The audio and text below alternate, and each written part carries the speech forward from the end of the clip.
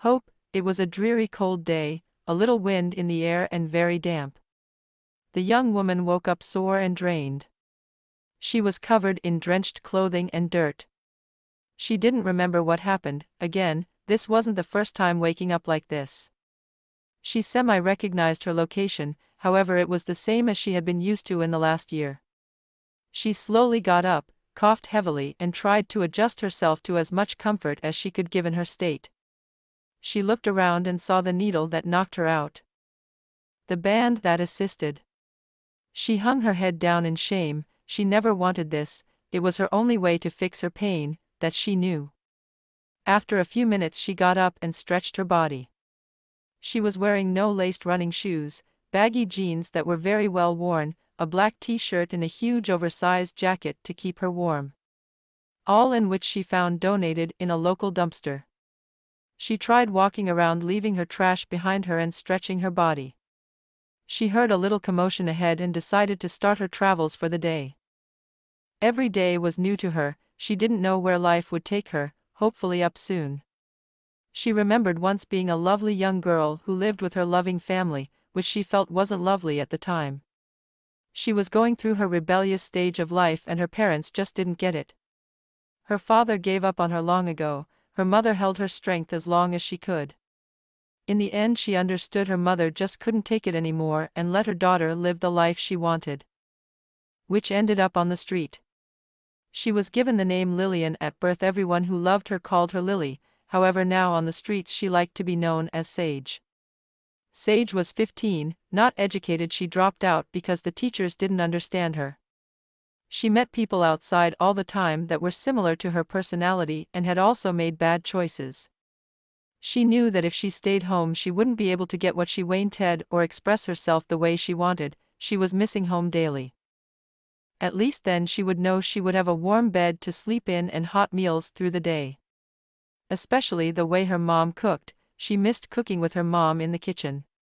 It was their time to share the day's events and reflect on life. She missed being loved. As she walked the streets in the early morning the vendors of the market were setting up. She loved to people watch and smell the good fresh foods cooking, hopefully able to snag something that was unwanted from the garbage. She would usually do her morning walk as long as she could before finding a rest spot. She was living on the streets for some time now, don't know if her parents were looking for her or just stopped caring. No longer did she have a cell phone either. Funny how when it's not paid it does work. She was really lucky living at home. She came to realize that more and more the longer she stayed on her own.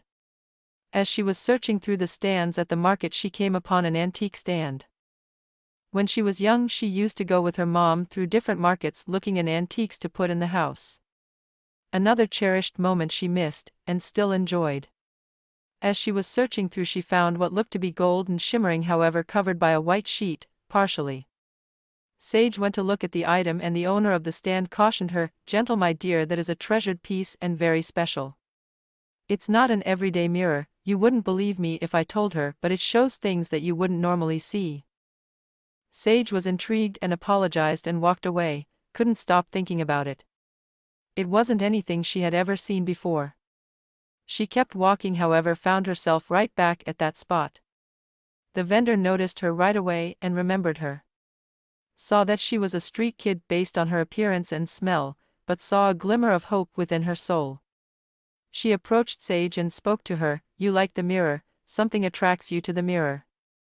"Yes, my mother and I used to shop for antiques when I was young and something like this she would have loved because of its originality and uniqueness." "Where's your mother now?" asked the merchant. "On vacation, she took some time off to recoup. I'm staying with my uncle and aunt close by." Quickly she made up a story as to not alert the merchant so she knew she was safe, even though she wasn't. And technically her mom was on a vacation, away from her. Sage obviously didn't have the money to buy the mirror and kept walking.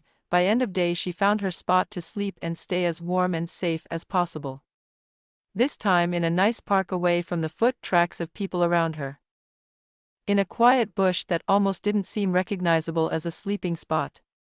She fell asleep quickly, unknowingly for the first time not putting a needle into her arm. Sage woke the next morning to the sounds of bird chirping. She hadn't done that in years. Bess Mong đó là một ngày lạnh đến thê lương, một chút gió trong không khí và rất ẩm ướt.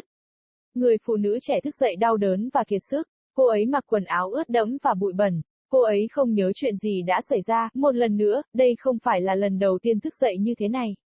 Cô bán nhận ra vị trí của mình, tuy nhiên nó vẫn giống như cô đã quen vào năm ngoái. Cô từ từ đứng dậy, ho nhiều và cố gắng điều chỉnh bản thân để cảm thấy thoải mái nhất có thể. Cô nhìn xung quanh và thấy cây kim đã đánh bật cô ra, chính là ban nhạc đã hỗ trợ. Cô cúi đầu xấu hổ, cô không bao giờ muốn điều này, đó là cách duy nhất để cô khắc phục nỗi đau, điều đó cô biết. Sau một vài phút cô ấy đứng dậy và vươn người. Cô ấy không đi giày chạy bộ có buộc dây, quần jean rộng thùng thình mặc rất đẹp. Một chiếc áo thun đen và một chiếc áo khoác quá khổ để giữ ấm cho cô ấy. Tất cả những thứ mà cô ấy tìm thấy đều được quyên góp trong một thùng rác ở địa phương. Cô ấy cố gắng đi bộ xung quanh, bỏ lại thùng rác sau lưng và duỗi người. Cô ấy nghe thấy một tiếng động nhỏ ở phía trước và quyết định bắt đầu chuyến đi của mình trong ngày. Mỗi ngày đều mới mẻ với cô. Cô không biết cuộc đời sẽ đưa mình đến đâu, hy vọng sẽ sớm lên. Cô nhớ đã từng là một cô gái trẻ đáng yêu sống với gia đình yêu thương của mình, điều mà cô cảm thấy không đáng yêu vào thời điểm đó. Cô ấy đã trải qua giai đoạn nổi loạn của cuộc đời và cha mẹ cô ấy không hiểu được điều đó. Cha cô đã từ bỏ cô từ lâu, mẹ cô nhịn cô chừng nào.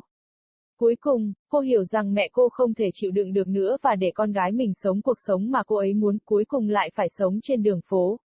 Cô được đặt tên là Lillian lúc mới sinh, mọi người yêu quý cô đều gọi cô là Lily, tuy nhiên giờ đây trên đường phố cô thích được biết đến với cái tên Sách. Sách 15 tuổi, không được học hành, cô đã bỏ học vì giáo viên không hiểu cô. Cô ấy đã gặp những người bên ngoài luôn giống với tính cách của mình và cũng đã đưa ra những lựa chọn tồi tệ.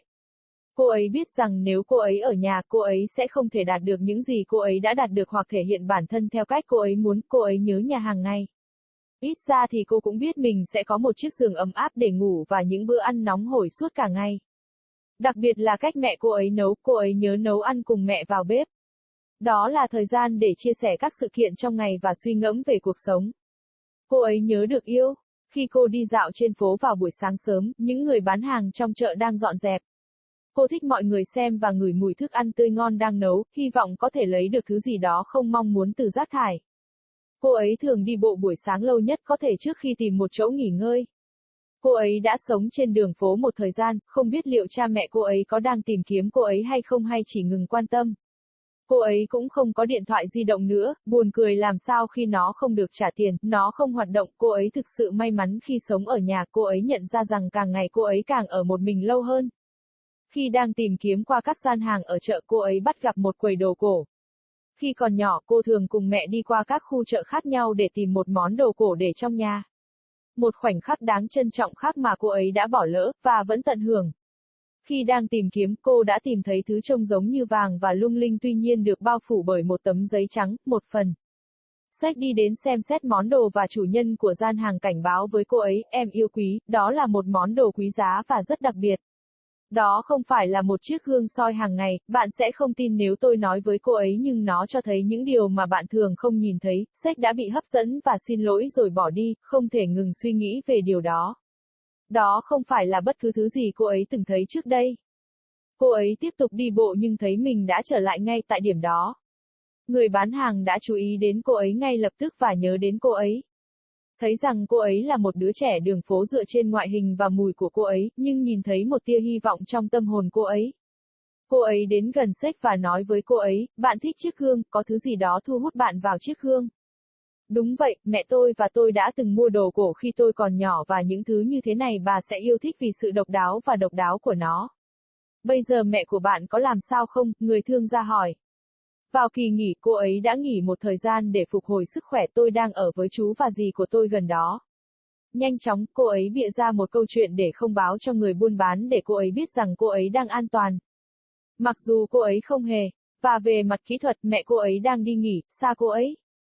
Rõ ràng là Sách không có tiền để mua chiếc gương và tiếp tục đi bộ. Đến cuối ngày, cô ấy tìm được chỗ để ngủ và giữ ấm và an toàn nhất có thể.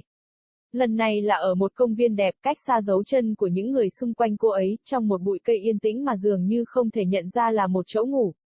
Cô nhanh chóng chìm vào giấc ngủ, lần đầu tiên cô vô tình không châm kim vào cánh tay. Sách thức dậy vào sáng hôm sau với tiếng chim hót, cô ấy đã không làm điều đó trong nhiều năm.